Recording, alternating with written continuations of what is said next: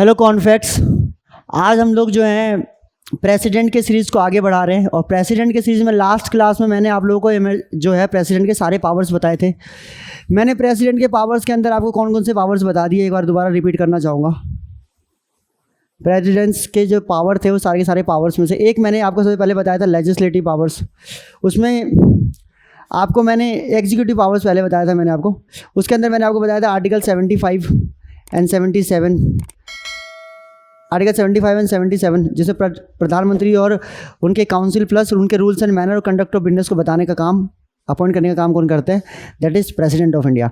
उसके मैंने आपको बताया था आर्टिकल आई विल से 77 के बाद आर्टिकल 244 जिसके अंदर शेड्यूल एरिया शेड्यूल ट्राइब कौन कौन से होंगे वो बताने का काम भी प्रेसिडेंट ऑफ इंडिया करते हैं। आर्टिकल 263 जिसके अंदर जो है आपका इंटर स्टेट काउंसिल जो है उस काउंसिल की अपॉइंटमेंट की भी जिम्मेदारी किसके हाथ में होती है? वो प्रेसिडेंट ऑफ इंडिया के अंदर ही होती है। उसके बाद आर्टिकल 263 के बाद 239 जिसके अंदर जितने भी यूटीज होते हैं उसके अंदर एडमिनिस्ट्रेटर्स को अपॉइंट करने का काम भी कौन करते हैं? आपके प्रेसिडेंट ऑफ इंडिया ही करते हैं। उसका मैंने आपको बताया था आर्टिकल 239 के बाद जो है article I will say article 340 जिसके अंदर जो है आपका SC ST OBC के कमीशन को अगर इन्वेस्टिगेट करने के लिए बनाना है तो वो भी कौन बनाते हैं? वो भी आपके प्रेसिडेंट ऑफ इंडिया बनाते हैं। ये सारे के सारे आर्टिकल्स याद कर देना। आप बिना आर्टिकल के भी मेंशन करोगे ये सारी बातें तब भी आपको नंबर सही मिल जाएंगे। और अगर बाय द वे अगर आप इस आर्टिकल के साथ में लिखेंगे तब भी आपके जो है नंबर जो है काफ़ी अच्छा एक्सप्रेशन होगा आपके आंसर का। That is also very important. उसका लेजिस्लेटिव पावर्स में अगर हम देखें तो लेजिस्लेटिव पावर्स के अंदर जो है आपको मैंने बताया था कि भाई देखो, एक तो आर्टिकल 123 बताता है कि जब सेशन नहीं हो, सेशन ऑफ हो रखा हो, तो ऐसे में क्या होगा कि प्रेसिडेंट के पास पावर है, वो ऑर्डिनेंस इशू करते हैं। एक टेम्प्रेरी लॉ बन जाता है उस ऑर्डिनेंस से और वो ऑर्डिनेंस जो है आने वाले 6 वीक के लिए एप्लीकेबल होता है।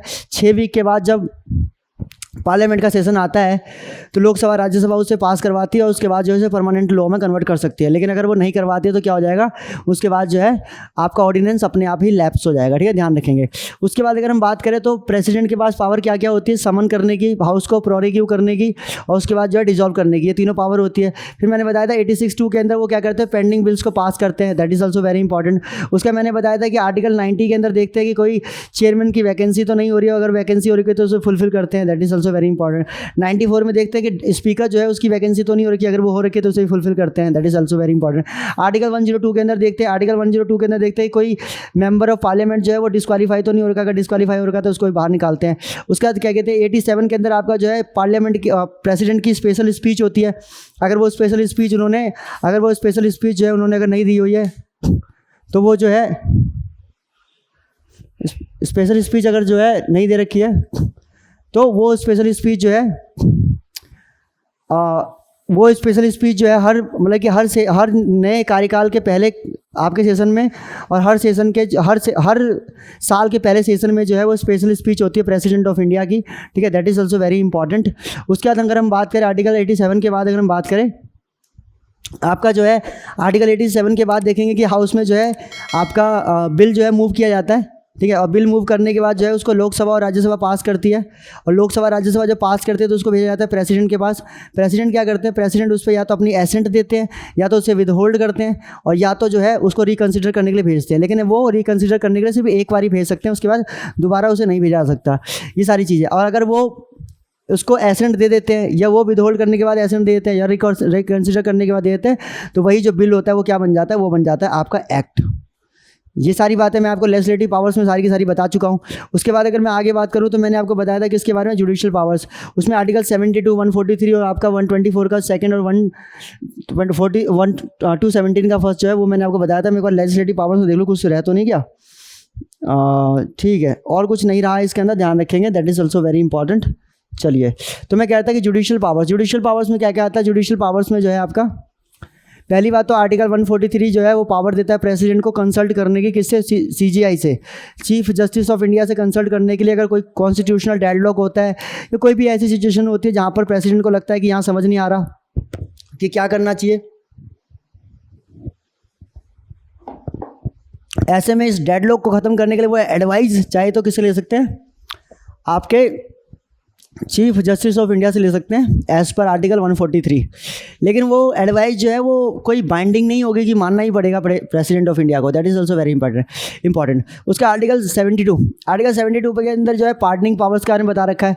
पार्डनिंग पावर्स में कौन कौन सी है? एक तो पार्डन खुद है जिसमें सज़ा पूरी तरह से माफ़, उसका रिप्राइव है होल्ड करना, उसके बाद मैंने आपको कम्यूट बताया था, नेचर चेंज कर देना, उसका रेमिशन बताया था। नेचर के बाद क्या कहते हैं आपका जो है that is I will say जो साल है, जो टाइम पीरियड है, टेन्योर को कम कर देना। और लास्ट में मार्शल लॉ बताया था। मार्शल लॉ के अंदर क्या होता है? मार्शल लॉ के अंदर जो है आपका जो सेना के ऊपर जो सबसे सेना के ऊपर भी अगर मान लो किसी को जो सजाए मौत दी जाती है तो उस सेना के कानून में भी अगर किसी को सजाए मौत दी जाती है तो उसमें भी प्रेसिडेंट के पास आखिरी पावर होती है कि वो चाहे तो क्या कर सकते हैं, उसको माफ़ कर सकते हैं। ठीक है। और उसके बाद अगर हम बात करेंगे तो आर्टिकल 124 का सेकंड, सुप्रीम कोर्ट के जज की अपॉइंटमेंट इनके हाथों में होती है। 217 का फर्स्ट, हाई कोर्ट के सारे जजेस की भी अपॉइंटमेंट कौन करते हैं? प्रेसिडेंट ऑफ इंडिया करते हैं। वो कैसे करते हैं? वो एक कॉलेजियम के माध्यम से करते हैं। ठीक है, ध्यान रखेंगे। वो कॉलेजियम का जो कॉलेजियम है उसके बारे में डिटेल में मैं आपको आर्टिकल 124 में बताऊंगा, अभी आने ही वाला है जस्ट कुछ टाइम बाद। ठीक है, that is also very important. तो ये हो गया आपका पूरा का पूरा executive power, legislative power, judicial powers. उसके बाद मैंने आपको बताया था किसके बारे में? वीटो पावर्स के बारे में। वीटो पावर्स में जो है 3 तरह के पावर्स होते हैं। एक होता है एब्सोल्यूट वीटो, ये प्राइवेट मेंबर जब कोई बिल लेके आ रहा हो और प्लस जो है आपका कोई पुराना जो पुरानी जो सरकार थी उस सरकार की अगर कोई बिल है तो उस बिल को जो है रोकने के लिए, स्टे लगाने के लिए जो है आपका एब्सोल्यूट वीटो जो है लगाया जाता है। फिर मैंने आपको बताया था सस्पेंसिव वीटो। सस्पेंसिव वीटो कुछ नहीं है, ये जो वहाँ पे विदहोल्ड किया हुआ था ना, यही विदहोल्ड जो है सस्पेंसिव वीटो के कंसिडरेशन में आता है। इसमें कुछ बोलते नहीं, हाँ या ना नहीं बोलते, और पॉकेट मतलब हाँ या ना को रोक दिया जाता है। और पॉकेट वीटो के अंदर क्या होता है कि पॉकेट में रखकर जो है बिल को निकल जाते हैं। ठीक है, ऐसा मैंने आपको एक एग्जाम्पल दिया था, राजीव गांधी के साथ हुआ था जब उन्होंने जो है आपका पोस्टल के ऊपर जो है कानून लेके आए थे शायद मेरे हिसाब से। तो उसको जो है उस टाइम पे जेल सिंह हुआ करते थे राष्ट्रपति हमारे देश के, तो उन्होंने जो है उसके ऊपर पॉकेट वीटो लगा दिया था। उसके बाद मैंने आपको बताया था इसके बाद अपॉइंटमेंट्स के बारे में। अपॉइंटमेंट्स मैंने आपको लास्ट क्लास में बताया था। अपॉइंटमेंट मैंने आपको बताया था आर्टिकल 75 हो गया, आर्टिकल 76 हो गया, इसमें प्राइम मिनिस्टर हो गया, इसमें काउंसिल हो गया, इसमें प्राइम मिनिस्टर और काउंसिल हो गए। और इस वाले में जो है अटॉर्नी जनरल ऑफ इंडिया की अपॉइंटमेंट भी किसके हाथ में है? वो भी आपके प्रेसिडेंट ऑफ इंडिया ही करते हैं। उसका मैंने आपको बताया था 124 के सुप्रीम कोर्ट के जज की अपॉइंटमेंट।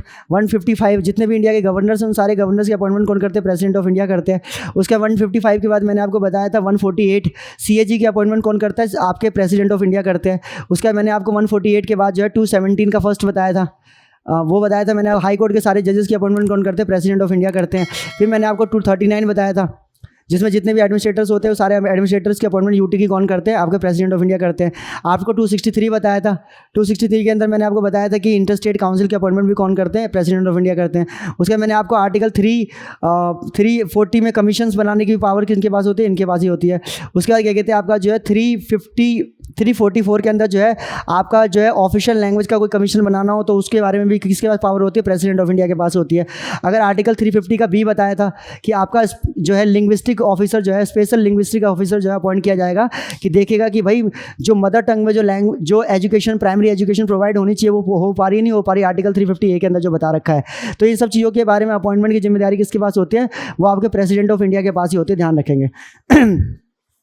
उसके बाद आपका जो है और भी चीज़ें हैं, वो मैं 2-4 और भूल गया, मैं आपको वो भी कंफर्म कर देता हूँ। जैसे कि आपका जो है आर्टिकल 316 है।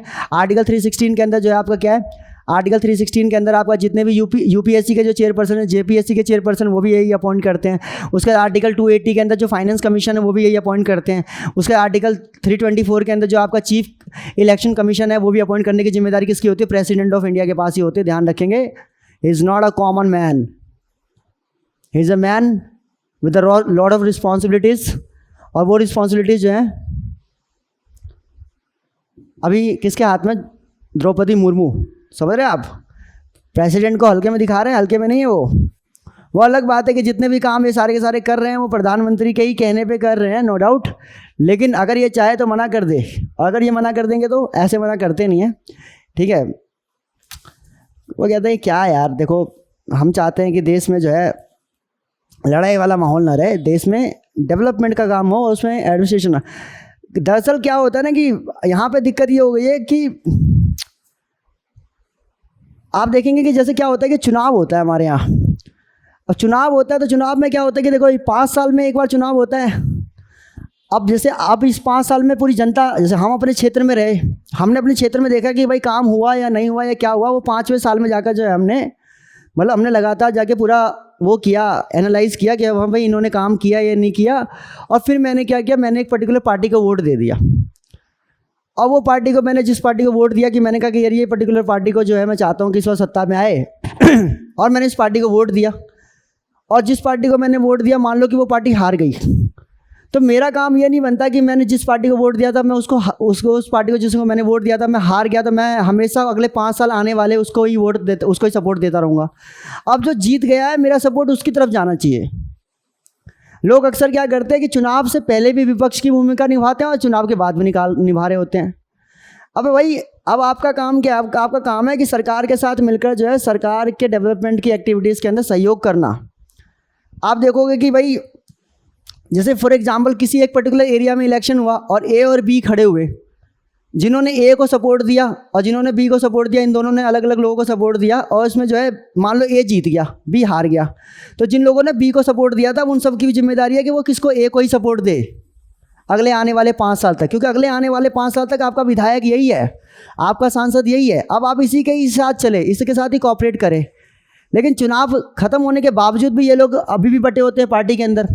फिर अगर 5 साल बाद आपको लगता है कि ए ने अच्छा काम नहीं किया, तो अगले इलेक्शन में जाकर जो है दोबारा आप क्या करेंगे आप लोग, अब आप लोग जो है डिसाइड करेंगे कि नहीं यार इस बार ए को काम नहीं दिया, ए को हमने दिया था वोट लेकिन उसने काम नहीं किया, तो चलो ठीक है बी को देंगे या हम वापस ए को देंगे। वो पक्ष विपक्ष जो है किसका पक्ष लेना है किसका नहीं लेना है, ये सब बातें चुनाव के समय में होती है।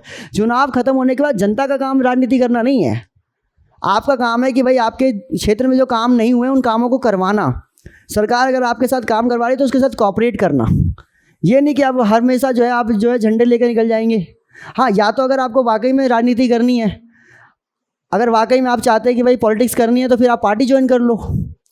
आप किसी भी पॉलिटिकल पार्टी को ज्वाइन करो, उस पॉलिटिकल पार्टी का सपोर्ट करो, जितना चाहे उतना सपोर्ट करो, सड़कों पे आके जो है कपड़े फाड़ सपोर्ट करो, उससे कोई दिक्कत नहीं है। लेकिन भाई अगर आप मान लो कि किसी पॉलिटिकल पार्टी के अगर ज्वाइनिंग में नहीं है, तो please support the government.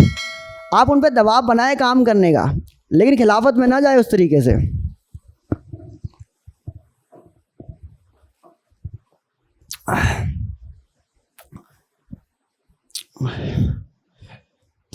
Election से पहले भी राजनीति हो रही है, इलेक्शन के बाद भी हो रही है। सारा का सारा कौन कितना मजबूत है, कौन कितना अच्छा है, कौन कितना बुरा है, इसका फैसला तो हम चुनाव में कर ही लेते हैं।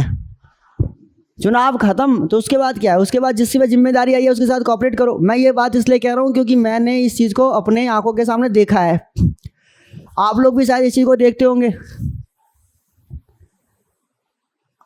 हमारे क्षेत्र में एक एग्जाम्पल के तौर पे हमारे क्षेत्र में क्या हुआ कि हमारे क्षेत्र के लोगों ने एक सो एंड सो पार्टी को सपोर्ट दिया, वो पार्टी हार गई इलेक्शन, अब भी उसी के झंडे उठा के बैठे हुए। अब जो जीता हुआ है वो कहता है कि यार जब तुम सपोर्ट ही उसी का करते हो तो हम तुम्हारे यहाँ काम क्यों करवाए, हमारे पास काम करने के लिए एरिया कम है, हम उनका पहले करवाएंगे जिन्होंने हमें सपोर्ट दिया है। और कुछ चुनिंदा लोगों की वजह से जो है हमारे पूरे क्षेत्र में काम नहीं हो रहा। तो राजनीति यार वो तब तक ठीक लगती है जब तक कि भाई चुनाव नहीं हुआ, चुनाव हो गया तो उसके बाद तो उसी के साथ रहना है हमें जो जीता है, या फिर बार बार उसी का झंडा उठाएंगे जो आपके काम नहीं आ सकता। अब हाँ, फिर आपको लगता है कि इलेक्शन आप वही वाली बात है कि हमारा काम थोड़ा पॉलिटिक्स करना है यार, हम पॉलिटिशियन, वही तो मैं बार बार कह रहा हूँ कि we are not politicians, we are the people. अगर आप पॉलिटिशियन है तो पार्टी ज्वाइन करो और सीधा पॉलिटिक्स में उतरो, फिर तो समझ में आता है। हम क्यों बेमतलब में जो है परेशान हो रहे हैं। सीधी बात है, जिसको हमने चुना है, हो सकता है कि भाई हमसे ज़्यादा समझदार लोग हों, हो सकता है कि हम लोगों ने जिसको चुना उससे ज़्यादा समझदार लोग उस तरफ हैं जो दूसरे को चुनकर बता रहे हैं कि नहीं यार ये सही कैंडिडेट है, और वो वाकई में सही कैंडिडेट हो। उसको सपोर्ट देने से क्या पता यार हमारे क्षेत्र में विकास हो जाए। नेताओं से कभी मिल के देखो, अक्सर नेताओं के मन में ये डर रहता है कि यार इस क्षेत्र में जाएंगे तो इस क्षेत्र में यार इस पार्टी के लोग ज़्यादा रहते हैं, यार इस क्षेत्र में जाएंगे तो कहीं हमें कोई खतरा ना हो जाए, कोई प्रॉब्लम ना हो जाए, तो वो जो है अपने क्षेत्र के लोगों से। हमारे यहाँ के विधायक का समीकरण बिल्कुल क्लियर है, उसको पता है कि 100 में से 51% जो है क्या कहते हैं वोट चाहिए होता है जीतने के लिए। और बल्कि विधायकों के चुनाव में तो ये है कि मेजोरिटी वाला जीत गया, जिसके बाद मेजोरिटी सीट आई वो जीत गया। उसने अपना एक बना रखा है एरिया कि जिस एरिया के लोग उसे बहुत सपोर्ट करते हैं, वो लगातार उसी को काम करवाता है। बाकी एरिया क्या भाड़ में, कर लो प्रोटेस्ट जितना करना है।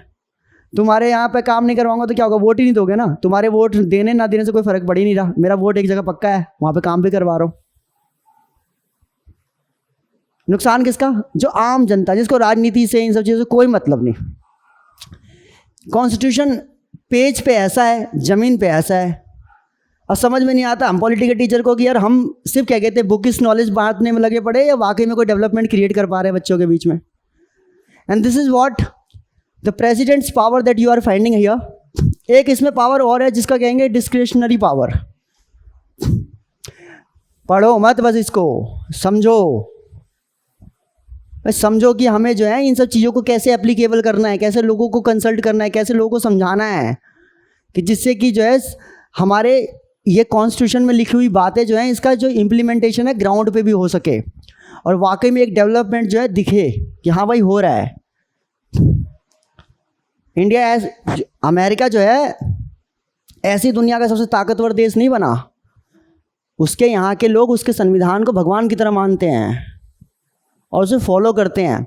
आप कभी अमेरिका जाए, आप कभी उसके अमेरिका के सिस्टम को, यार यूट्यूब पे कितनी सारी वीडियोस पड़ी हुई हैं, आप उनके लीगल सिस्टम्स के ऊपर वीडियो देख लो। हम एनालाइज के लिए जो है उन सब चीज़ों को देखते हैं। उनके चप्पे चप्पे पे कानून है और चप्पे चप्पे पे लोग फॉलो करते हैं। आप लोगों को तो अगर आप हिंदुस्तान में इतने कानून लग जाए तो इंसान परेशान हो जाए कि यार ये बड़ा कानून है यार यहाँ, लेकिन अमेरिका के लोग परेशान नहीं होते। अमेरिका के लोगों को पहले लगा कि यार बड़ी परेशानी वाली बात है, लेकिन जब उससे बेनिफिट दिखने लग गए ना उनको, तब उन्होंने कहा नहीं यार। जब ट्रैफिक के नियम फॉलो करने की वजह से उनके बच्चों की जानें बचने लगी तो उनको लगा कि नहीं यार ट्रैफिक के नियम फॉलो करना ठीक चीज़ है यार।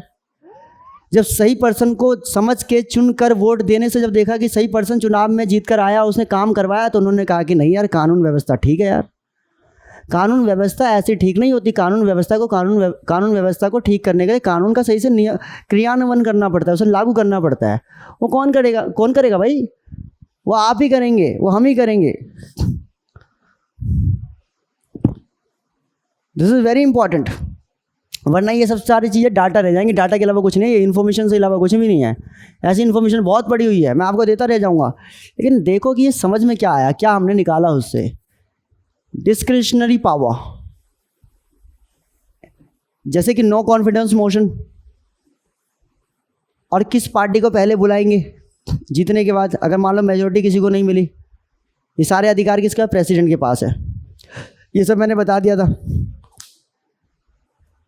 और अगर डेथ हो जाती है प्राइम मिनिस्टर की, तो अगला प्राइम मिनिस्टर कौन बनेगा? जो मेजोरिटी पार्टी में से जिसका नाम नॉमिनेट होगा, उसको भी अपॉइंट करने की पावर किसकी है? President of India. लास्ट में आपको एक बताना भूल गया था, that is emergency powers. Emergency powers में 3 तरह की है, मैंने बताया था। आर्टिकल 352 है, आर्टिकल 356 है और आर्टिकल 360 है। तीनों को तीनों लागू करने की पावर किसके पास है? प्रेसिडेंट ऑफ इंडिया के पास है। 352 बात करता है नेशनल इमरजेंसी की।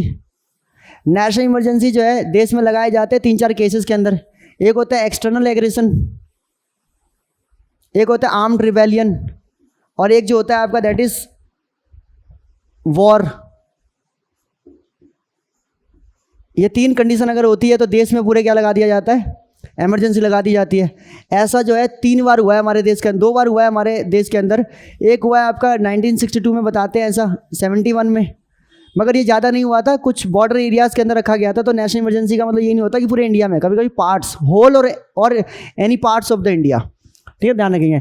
और उसके बाद 75 में लगा था, लेकिन 75 वाला इंटरनल डिस्टर्बेंस के नाम पे लगा था। वो कहानी मैं आपको इमरजेंसी के चैप्टर में पूरा डिटेल में बताऊंगा। अभी इसके अंदर जो है डिटेलिंग नहीं जा रहा मैं, नहीं तो फिर डिटेलिंग होगी तो कहाँ से कहाँ बात पहुँच जाएगी। उसका 356 के अंदर हम बात करें तो यहाँ पे प्रेसिडेंट्स रूल है, जिसको हम कहते हैं स्टेट इमरजेंसी। इसका इस्तेमाल तो इतनी बार हुआ है कि पूछो ही मत, 100 से ज़्यादा बार इस्तेमाल हो गया होगा इसका। अकेला कांग्रेस ने 90 से ज़्यादा बार क्या कहते इस्तेमाल किया इसका। पंजाब तो पूरा का पूरा इमरजेंसी में ही रहा। पंजाब ने इमरजेंसी को इतना भुगता है ना, सीएम खो दिए अपने कितने सारे। 1984 के सिख दंगे उससे जुड़े हुए हैं। ऑपरेशन ब्लू स्टार को कौन भूल सकता है। तो काफ़ी सारे किस्से वो मैं आपको पोस्ट इंडिपेंडेंस इंडिया में बताऊंगा, ठीक है, ध्यान रखेंगे। तो that is all. State emergency, presidents rule. President क्या कर देता है? स्टेट में इमरजेंसी लगा देता है। किसके रिपोर्ट के आधार पे? गवर्नर के रिपोर्ट के आधार पे। वो मैं बताऊंगा, अभी एक आर्टिकल आने वाला है। एंड आर्टिकल 360 क्या कहते हैं? Financial emergency. फाइनेंशियल इमरजेंसी का मतलब हो गया कि देश का खजाना खाली है। एक आर्टिकल है आर्टिकल 266। आर्टिकल 266 का मतलब होता है कंसोलिडेटेड फंड ऑफ इंडिया, और पब्लिक अकाउंट्स भी है इसके अंदर। तो इसके अंदर बता रखा है कंसोलिडेटेड फंड ऑफ इंडिया का मतलब सिंपल सी बात है, भात का खजाना। इसमें पैसा नहीं बचा। जैसे अभी देखा था ना, श्रीलंका इकोनॉमी जो है 1-2 बिलियन की है, उधार लेके बैठे हुए 40-40 बिलियन। परिवारवाद का सबसे बेस्ट मॉडल अगर आप देखेंगे तो श्रीलंका से बेस्ट मॉडल आपको कहीं नहीं मिलेगा। सारे के सारे लोग परिवार के जो है महिंद्रा से लेकर, और आपका जो है महिंद्रा से लेकर, और आपका जो है दूसरा क्या था यार राष्ट्रपति का, अरे यार बताओ, विजय राजे, अरे बताओ राजपक्षे, चलो कोई नहीं, राजपक्षे परिवार है, बताओ नाम कैसे माइंड से निकल गया, दिन रात लेते रहते थे। तो राजपक्षे परिवार का एग्जाम्पल, सबसे बेस्ट एग्जाम्पल है श्रीलंका के अंदर। इस परिवार ने जो है कम से कम 30 लोग इनडायरेक्ट तरीके से, और 10-15 लोग जो है इनके डायरेक्ट कैबिनेट में जो है बैठे हुए। इतने लोग जो हैं, इतने पूरा परिवार ही कैबिनेट बना के बैठा हुआ है। इतनी ऐश मौज मारी इन्होंने श्रीलंका के पैसे पे कि श्रीलंका को ही डुबा दिया इन लोगों ने पूरी तरीके से। और आज श्रीलंका का खजाना बिल्कुल खाली है। जो श्रीलंका का खजाना खाली है उसी को कहा जा सकता है आप फाइनेंशियल एमरजेंसी। ठीक है, ध्यान रखेंगे। भगवान की दुआ से कभी हिंदुस्तान में ऐसा नहीं हुआ। एक सिचुएशन थी 1991 में कि कहते हैं कि 14-15 दिन के लिए हमारे पास जो है फॉरेन रिजर्व्स बचे हुए थे। अगर वो ना होते तो हम पेट्रोल ना खरीद पाते दुनिया भर के देशों से, और कहीं ना कहीं फिर प्रॉब्लम हो जाती है। तो एक थोड़ा सा हम नज़दीक थे, लेकिन भगवान की दुआ से कभी नहीं आया फाइनेंशियल इमरजेंसी, कभी नहीं आया, और अब तो आ भी नहीं सकता, आना भी नहीं चाहिए। इंडिया के पास क्या है? 3D फैक्टर है। यू अंडरस्टैंड 3D फैक्टर क्या होता है? 3D फैक्टर बोल तो दिया मैंने। 3D का मतलब हो गया कि पहली बात तो हमारे पास क्या है? डेमोक्रेसी है। डेमोक्रेसी का मतलब क्या है कि हमारी मार्केटें हमेशा खुली रहेगी। ठीक है ना, हमेशा जो है दुनिया भर के देश जो है हमारे साथ अट्रैक्टेड रहेंगे, क्योंकि डेमोक्रेसी क्या कहती है? ओपन मार्केट की वकालत करती है, और ओपन मार्केट के लिए दुनिया भर के देशों को मौका मिल सकता है हमारे यहाँ आने का। तो democracy is a very strong power in front of us, जहाँ पर जो है कोई कम्युनिस्ट वाली गवर्नमेंट नहीं है हमारे यहाँ पे। हमारे यहाँ पे राष्ट्रपति शासन नहीं है, समझ रहे हैं? और राष्ट्रपति शासन अमेरिका वाला नहीं कह रहा, लाइक रशियन क्या कहते हैं, आप कह सकते हैं चाइना टाइप का। ठीक है, तो उस तरह का क्या कहते हैं हमारे पास सिचुएशन कोई नहीं है। हमारे यहाँ पे क्या है कि खुले बाजार की नीति है, और खुले लोकतंत्र की भी नीति हमारे यहाँ पे चलती है। तो दैट इज़ डेमोक्रेसी, पहला 3D फैक्टर। दूसरा है डिमांड। 130-135 करोड़ की डिमांड है हमारे देश में। 130 करोड़ लोग, 135 करोड़ लोग, तो 130-135 करोड़ डिमांड। समझ रहे हैं आप कितना बड़ा मार्केट है? अब भाई अमेरिका ने क्या किया कि अमेरिका ने 20 करोड़ जो है, मान लो अभी नहीं कह रहा, जब स्टार्ट हुआ उस टाइम पे अमेरिका ने 20 करोड़ जो है टीवी बनाया, मैन्युफैक्चर किया, या आपका लैपटॉप बनाया, और अपने 30 करोड़ लोगों को दे दिया, वो 20 करोड़ लोगों को दे दिया।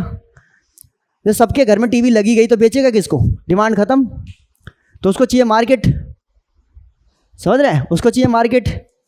तो वो कौन से देश में ढूंढेगा? जिसमें डिमांड होगी। तो इंडिया के पास डिमांड है, तो दुनिया भर के देश क्यों इन्वेस्टमेंट करते हैं इंडिया के अंदर इतना? अभी पीयूष गोयल जो है उनको फुर्सत क्यों नहीं है? कभी वो UAE के जो है एम्बेसडर के साथ रहते हैं, कभी वो ऑस्ट्रेलिया के कॉन्सुलेट के साथ रहते हैं, कभी वो ब्रिटेन के हाई कमिश्नर के साथ रहते हैं। क्यों रहते हैं? क्योंकि भाई इंडिया जो है उसके अंदर इतना पोटेंशियल, इतना डिमांड है कि दुनिया भर के देश चाहते हैं कि इंडिया में इन्वेस्ट करें, क्योंकि लोग खरीदने वाले अभी बहुत हैं। और तीसरा फैक्टर कह सकते हैं डेमोग्राफिक डिविडेंड। डेमोग्राफिक डिविडेंड का मतलब कि हमारे इंडिया में 64.3% से ज़्यादा लोग ऐसे हैं जो लोग 15 से लेकर और आपका जो है 55 के बीच के हैं। ये कौन सी कौम मानी जाती है? कौन से लोग माने जाते हैं? वो लोग माने जाते हैं जो कमाने वाले लोग होते हैं। जितने ज़्यादा लोग कमाने वाले उतनी ज़्यादा इनकम।